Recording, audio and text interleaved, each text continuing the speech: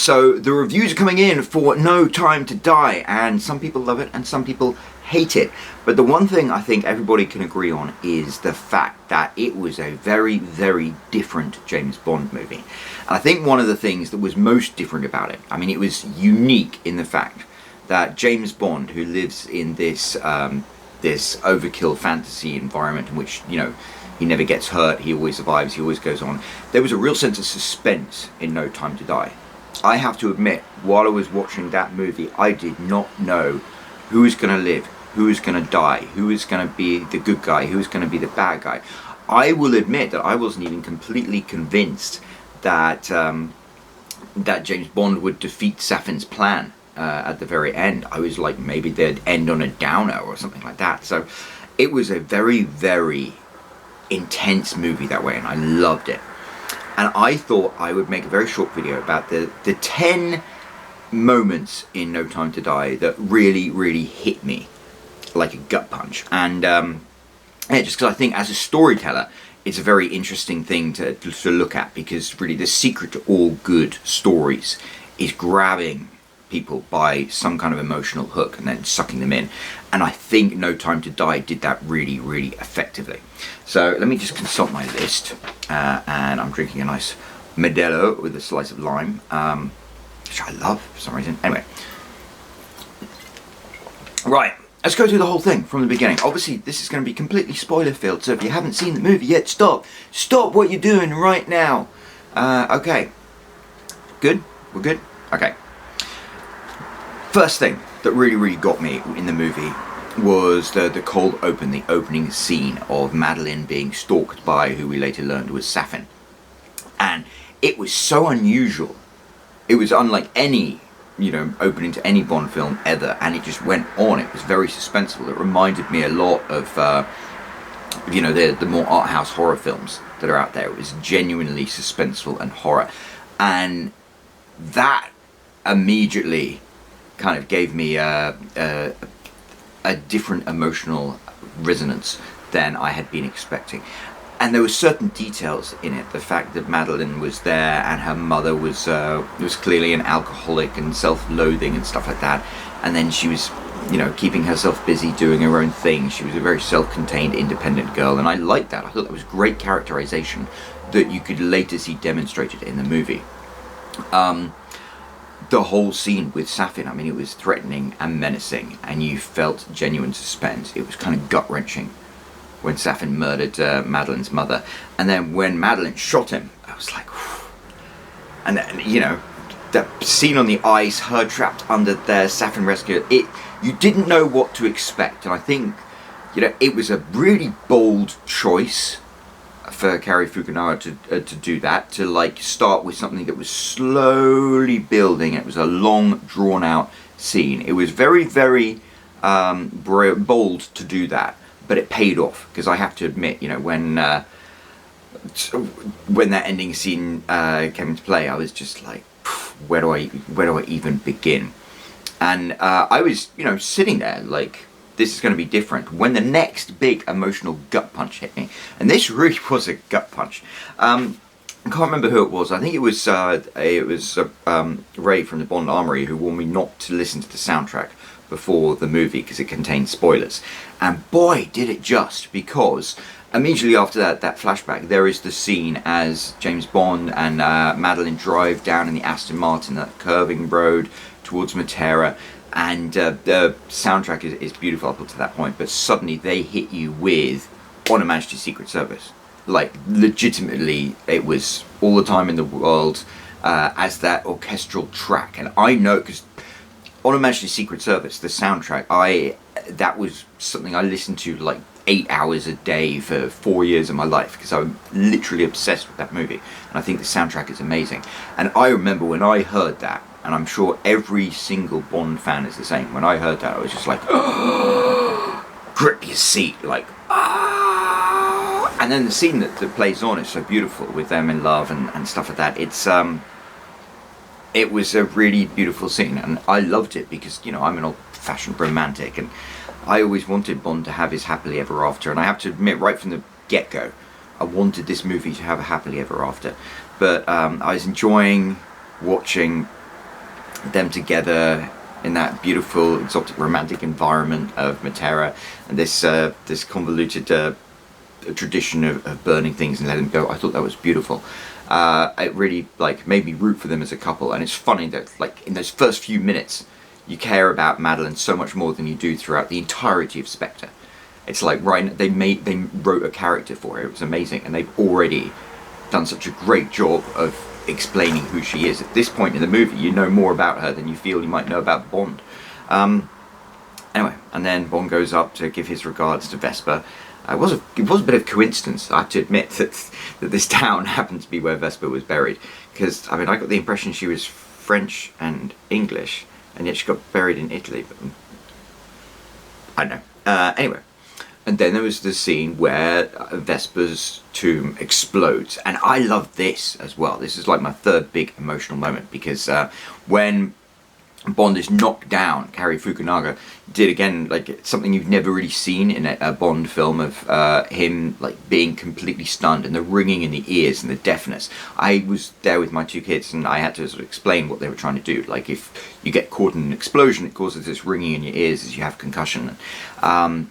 I love that, and I kind of felt what James Bond must have been feeling in that point, which was what just happened, because just happened.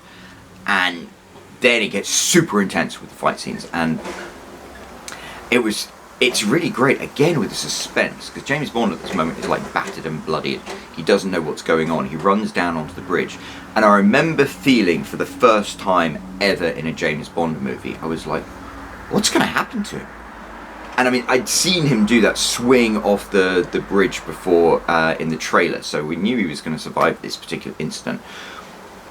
And we knew it was going to be like the jumping down on the rocks and the car going over him, so I'd seen this upcoming scene, but for some reason I was genuinely in suspense. I'm like, holy shit, I could almost feel myself in Bond's situation, which is something I don't think you often do in a James Bond movie. And I really think it was from that scene with the concussion when the explosion happens and you're left with his ears ringing. I think that was what like just aligned the audience and James Bond as a character. So yeah, I felt genuine suspense in a scene I'd seen 100 times before in the trailer. So the other thing that got me was when James Bond was fighting with a one-eyed henchman and like almost throttling and killing him.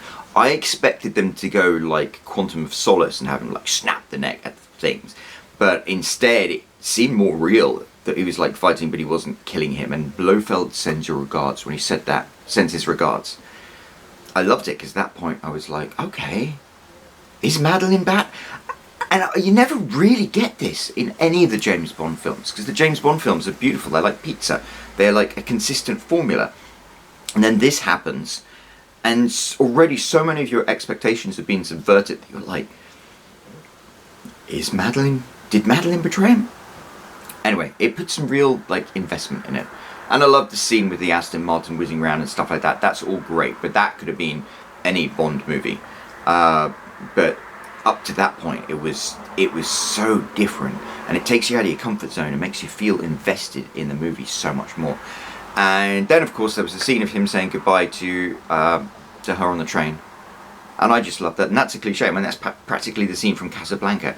But again, it resonated with me really deeply. I'll tell you why it resonated with me really deeply. I remember way back in 2001, standing in front of Notre Dame Cathedral in the pouring rain, waiting for a girl who would never arrive. And I think I'm almost happier she never arrived than if she was, because you can have that wonderful stupid cliche that I have now lived, and then, you know, I can look back wistfully as a tedious middle-aged man and be like, oh, I remember that time that girl stood me up when I was standing in the rain outside Notre Dame Cathedral in Paris, because Paris, I'm so cosmopolitan, of course I was in Paris. Anyway, yeah, I loved it. I thought it was kind of contrived, him sending her away on the train like that, but I really, really enjoyed it. However, having been on so many European trains, like, she would have been off far earlier than that, honestly. Right. And then everything changes tack. You've got the next scene in Jamaica. And I loved that. I loved everything about Jamaica, just through the lead up to the movie. I remember David Zuritsky's videos when he went to Goldeneye. I just loved it. I was like, it's Goldeneye. Ian Fleming was, and then you saw it in the movie. And what I really loved about the way they used Jamaica in No Time to Die is like they were just balls out. They were just like, look, James Bond's living in Goldeneye, and I knew it. And to me, it wouldn't have been a choice that I would have made because it seemed too obvious. But then it was not too obvious enough, if you see. It was just beautiful. Him having that Series 2 Land Rover driving around. And then the wonderful bar scene where he's playing that game with Felix. It was great. And, you know, you could have made a movie about Bond's retirement. I'd be quite happy about that. That's where you first see Nomi. And that's when I felt kind of Bondy for the first time. Because, you know, when he's stalking up and down the jetty at Goldeneye and he's pulling his gun out of his trousers and stuff like that, I was like, oh yeah, feeling Bondy. That's... Because I'm of a certain age now where I'm like, I wouldn't mind retiring on an island like that, but I'd like to be cool and have a gun in my back pocket. So I enjoyed that. I enjoyed him seeing Nomi for the first time and looking her up and down because she looks stunning in that halter. I loved the way in just a very short space of time they established that friendship between Bond and Felix. The way they were playing that game with the coins I thought was great, and what was really great from it from a storytelling perspective was it really established like that break between them and Logan Ash, because later on we find out Logan Ash is working for Safin obviously, but at that point it drew that line. It was like Bond and Felix had intimacy and they didn't have it with Logan Ash, and I guess that would have been implied anyway, but I just think from a storytelling perspective those little things like the games and stuff established that really strongly. There's a bit where the James Bond's car wouldn't start, and it wasn't until later on where we find out that Nomi had actually sabotaged it, because I thought it's a Land Rover. Land Rovers do that all the time. We had exactly that type of Series 2 Land Rover on the farm growing up, and yeah, they do that all the time. They're super unreliable. So that was fun.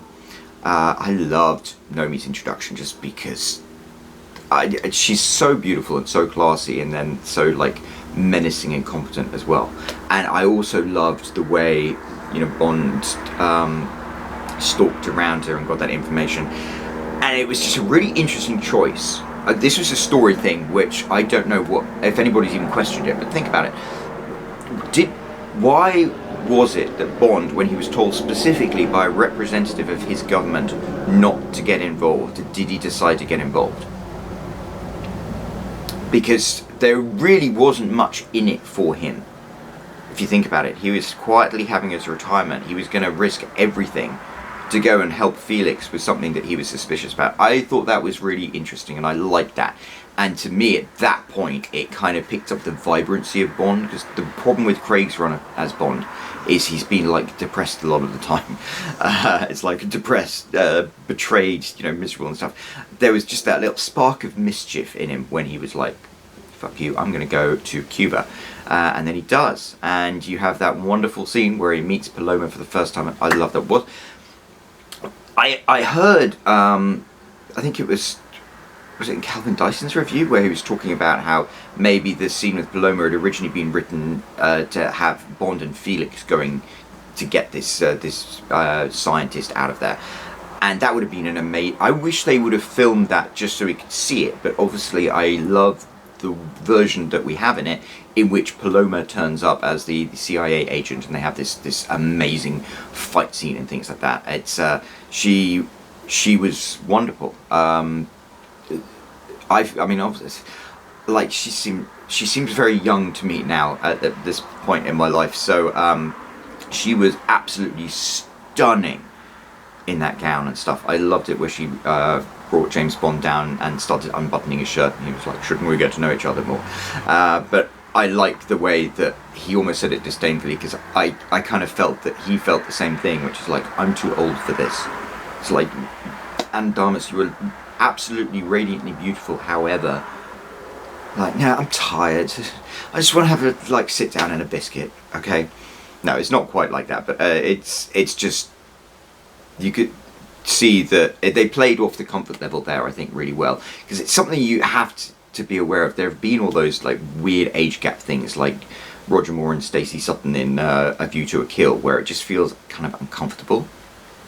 And so I like the way they kind of played off the discomfort there. And then, of course, like Paloma's personality came out, and she was so bubbly and bright and competent. And I loved the fact that they had that amazing, dramatic, fun, awesome scene in Cuba, like where they stop off to go for a drink beforehand. That's exactly what I would do. If I was a secret agent, I would totally sneak off for a quick one before we do the mission. And then just before we go outside and shoot all the bad guys, we stop, have a quick snifter of whiskey, and then go on. That's exactly how I operate. Yeah, so I loved that, and it was so playful. And then it was so badass with James Bond just walking out and the theme music playing and then shooting people in the balconies.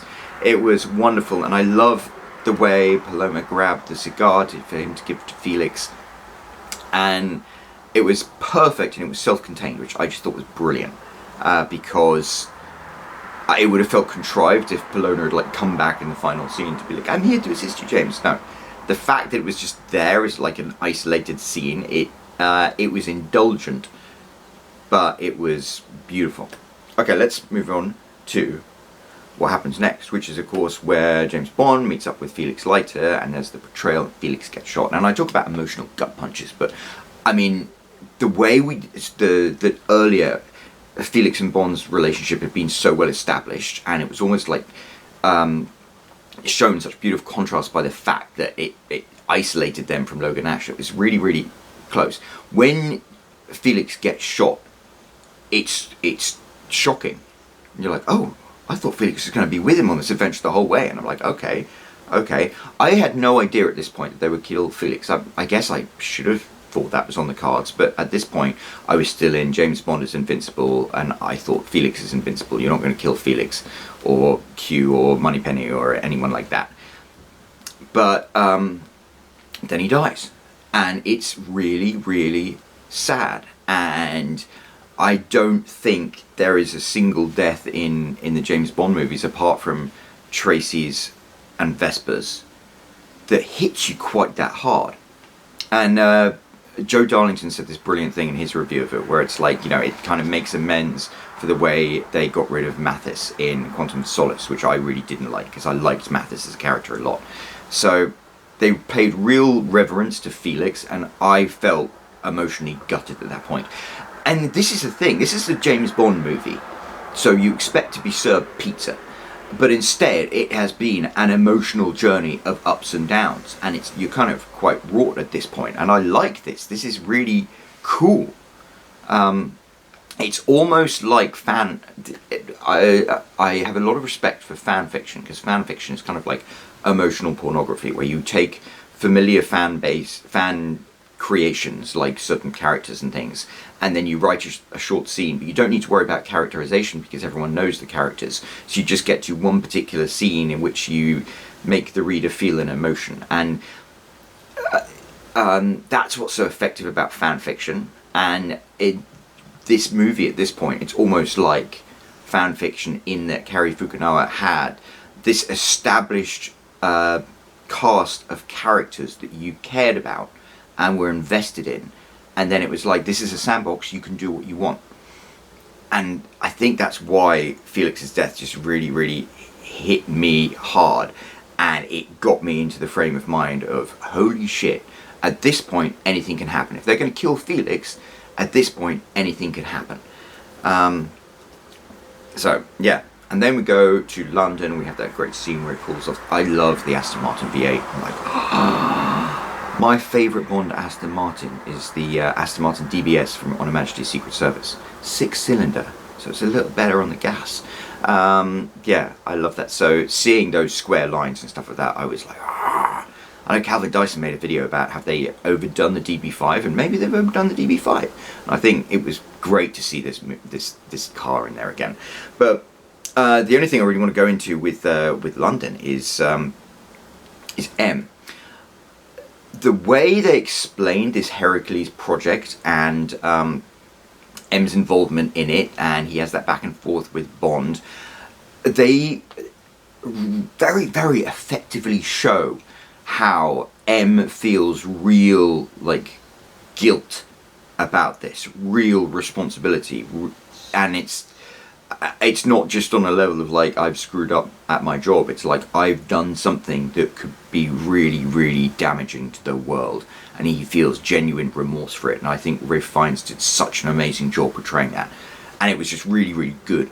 And if you think about it, even with all the things Judi Dench did as M, there's never really been a scene that has that kind of emotional resonance with M as a character. M's normally just been expositional, and here it's like you felt for him, which was great. And I like that because M as a character has a really good arc. You first meet him in Skyfall and he's kind of antagonistic, and then in Spectre you come to like him and respect him, and then you see this, and that means when he feels guilty about this, it actually means something to you as a viewer, because at this point you've seen M go on a journey, and that means you're part of that journey. Then we have this. I have to admit, I don't even care about the scene with Blofeld, but then there's Bond meeting Madeleine again, and he then follows her to Norway, and he meets his child for the first time, and that again, at this point, you know, we don't know what's going to happen, and all bets are off, and then you meet this child. And I have to admit, I think the thing that's really clever is Madeleine says, she's not yours. And I think if Cary Fukunaga hadn't taken us on this emotional journey and established the fact that all bets were off and anything could happen, I think it would have seemed kind of like it seemed obvious that she either was or wasn't his daughter. You would have just taken it at face value. But in some ways, her saying she's not yours, it established that question of doubt, and you didn't know whether she was or not, and it actually felt like real doubt. I guess I would have thought that they would have played it of, I don't know, one way or another. It would have been established pretty much earlier on, but because of the way the movie has been so far, I really didn't quite know. And I loved the way that James Bond interacted with Mathilde, and there was that scene where she's like, I'm hungry, and he stood there, and I remember being a young man without kids of my own, and somebody would like hand me their child, and I'd be like, what do I do with this thing? And now I've, you know, I like to think I'm pretty comfortable with children just because I've got 3 of my own. But I remember, like, if you don't spend a lot of time with kids, they're like strange, weird creatures. You're like, what do you do? So it's like, have an apple. There we go. But at the same time, they established the little girl being very cute, and you kind of cared about her. And I think what made that really, really good, and I haven't heard anyone mention this in any of the reviews I've seen, is they run out of the house when they realise the bad guys are coming to get them. And Mathilde complains about being bitten by a mosquito. And did no one else like say, oh my god, she got bitten by a mosquito. This is Chekhov's gun in action. Clearly this is going to be something in the plot later on. And it wasn't. Complete red herring. And I think that was brilliant, because I think it made you wonder about that. It put a question in your mind that, and at this point, all of the things are jumbling up. You don't even know whether to trust Madeleine. You don't know what is going on. And then you've got that amazing scene in the woods, which I think is just brilliant. It shows you what a resourceful and fearless and competent soldier Bond is. And I love that scene where he kills Logan by like slamming the car down on him. Somebody has pointed out that it was very, very similar to For Your Eyes Only, where he pushes the car with the hitman off the thing. I loved it. I thought it was great. And that leads on to the chase to go and get Madeleine and a little Mathilde back. And I think they play all of that really, really well. The relationship between Nomi and Bond, you know, there's a certain antagonism there, but it becomes mutual respect, and they fight side by side, and she has empathy for him about Madeleine and this little girl getting stolen. So I thought that worked really, really well. And I know a lot of people have been worried. Joe Darlington mentioned this, that had been worried that it was going to be a case of woke culture, and she was going to show Bond up and stuff, and they didn't do that at all. They played it brilliantly, and it made me really, really attached to Nomi as a character. I'm like, hopefully Nomi might exist in some form in the future, because I thought she was great. But the scene that I thought was really, really interesting in all of that, the climax of the movie, was where Bond knelt down and kept saying, "I'm sorry," and "I'm sorry." And that was amazing because he'd shown himself to be like ridiculously competent with combat up to that point. It was like watching somebody play like a live action Golden Ice. But when he kneels down and he begs, it's a really good emotional scene because it shows you that Bond is willing to become as vulnerable as it is possible for him to be, because of the fact that this little girl who he doesn't know is there and he wants to rescue her. And I think we always have this cliche of the hero being willing to sacrifice himself for Queen and country and stuff like that, but I think in this instance, because they subverted what Bond was willing to sacrifice himself for, it revealed a different side to James Bond than I've really seen before. And in some of the interviews with Daniel Craig, it's interesting. He talks about, oh, James Bond, you know, he's a good person and he's trying to do the right thing. And I don't think, in all of the 24 movies that have preceded this, I don't think I'd ever thought of James Bond as a good person trying to do the right thing. He struck me as, you know, a person who was following his orders and pursuing his mission, and he was a killer. And sometimes he has conflicts of conscience, but at the end of the day, he is always James Bond, the assassin, the blunt instrument. And so here, in this scene, it just made you think of James Bond more as a human person. And as a father, I think it hits you just how much your kids mean to you and how vulnerable you are willing to be to try and protect them. And I like that as a scene. And then the whole badassness of James Bond got redeemed, where he whipped out that gun and shot them, and then Safin disappeared down, which I thought was great. That was so cheesy, I loved it. I thought that was a really, really good scene. The next scene, it's number 9 on my list, this video's gone on for a while, but was Bond's death. And it can go 50-50. I understand why they did it. I'm not really, you know, they did it, it makes sense. It was Craig's send-off, so that's fine. I thought it was really beautifully played, you know, the way you established the fact that James Bond really couldn't survive. And so that gave the audience permission to forgive James Bond for not trying to survive. And then he said to Madeleine that he loved her, and it was tough because the fact is Blofeld was the real winner in all this. He had stolen 5 years that they could have had together, and so this in some small way was a payback for that. I would have liked it to have ended differently. I'd have liked it to have been the three of them driving off happily into the distance, and Craig officially retiring as James Bond, but that wasn't the way they went. And I think because Cary Fukunaga has done such a fantastic job subverting my expectations at this point, I think I feel confident in supporting his choice creatively to kill Bond off. And I didn't think like that. I didn't think like that even until after they had that scene in M's office where they toasted him and put that empty glass down. I thought Bond was only going to scoop it up and drink it, and then I was like, no, you can't kill him, you can't kill him. At that point, I was dead set against it. And then they had the scene of Madeleine and Mathilde zooming down the road on the in the Aston Martin V8, which, incidentally, I will say, when they drove off from Madeleine's house in Norway and they took the Land Cruiser rather than the Aston Martin, I was like, what's going to happen to the Aston Martin?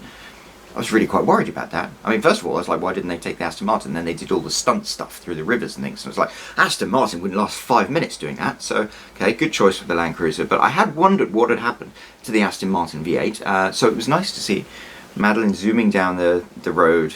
And then she says, oh, let me tell you a story about a man called Bond, James Bond. And I was like, okay. And then they hit you with All the Time in the World. And I was like, okay, Cary Fukunaga, you son of a bitch, I'm going to give you this one. Respect. I can see why you had to kill James Bond off. But at that point, I was crying. I will admit, I was crying. And my kids were like, "Why are you crying, Daddy?" And I was like, because it's taken, 25 movies to get to this point. This is significant. And yeah, it had taken me on an emotional journey unlike any James Bond film has ever done before. And I think I'm with like Joe Darlington and other people when they say, like, hopefully the next James Bond film, they'll just go back to the formula. They go back to pizza. Because I think you need to have 24 movies before you can pay off a movie like this. But they did it. They did it beautifully. It was perfect. But I'm like, okay, that's fine. Now I just need to go back to pizza for a bit. I just need to have like 3 or 4 pizza James Bond movies. And then you can do that to me again. But right now, I'm kind of like, I'm tapped out, man. Yeah, so this is meant to be a 10-minute video. It's now 30 minutes. I'm going to sign off. But I just want to say that I thought it was a wonderful, wonderful movie. And the thing that really made it a wonderful and wonderful movie was the fact that I'm part of this community of James Bond fans now. And we can chat back and forth about it. And it gives you so much more like investment in the movie. And every single thought and opinion and aspect, it just makes it so much more fun to be a James Bond fan. And this movie to me was just like a chef's kiss, because it was a moment in my life in which kind of fandom gave something back to me. A creative thing, it gave something back to me. So I just really, really enjoyed being a part of it. Anyway, cheerio. I will make another video at some point in the future. Ciao.